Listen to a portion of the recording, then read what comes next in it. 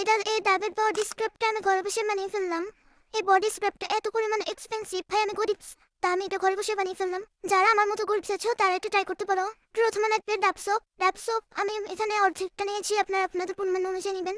সোপটাকে আমি গ্রেটার দিয়ে গ্রেট করে নিয়েছি। গ্রেট করার পর এখানে আমি ফুটন্ত গরম পানি দিয়ে দিব, দিয়ে ভালোভাবে এটাকে মিশাতে হবে, নাড়াচাড়া করতে হবে যাতে সোপটা একবারে গলে যায়। এই তো আমার সোপ গোলানো শেষ, সেটা কিন্তু ভালোভাবে গোলাতে হবে। তারপর এখানে আমি স্কিন টিফের বডি স্ক্রাবটি দিব 1 চামচ, তারপর দিব কফি। এখানে আপনার কালো কফি নিতে পারবেন। কফি দেওয়ার পর এখানে আমি আমার পরিমাণ মতো চালের গুঁড়ো দিব, তারপর একটু লিলির বডি স্ক্রাব দিতে হবে যাতে স্মেলটা ভালো লাগে। তারপর একটু গ্লিসারিন আর মধু। দেখেন আমি গরিব, আমার মধুর টিপাটা শেষ হয়ে গেছে। তারপর দিতে হবে নারকেল তেল। এখানে আপনি যে কোনো তেল দিতে পারবেন, এই তেলের রেসিপি আমার পেজে দেওয়া আছে। এখানে আমার উপকরণটা একটু কম হয়ে গেছে তাই আমি একটু চালের গুঁড়ো অ্যাড করছি। তারপর দেখেন বারবার মিশানোর পরে একটু স্মেলটা এত পরিমাণ সুন্দর, দেখলে আমার খাইতে মন চাইতেছে। স্মেলটা ভাই জোস, টেক্সচারটা পুরো ক্রিম ক্রিমে লাগতেছিল।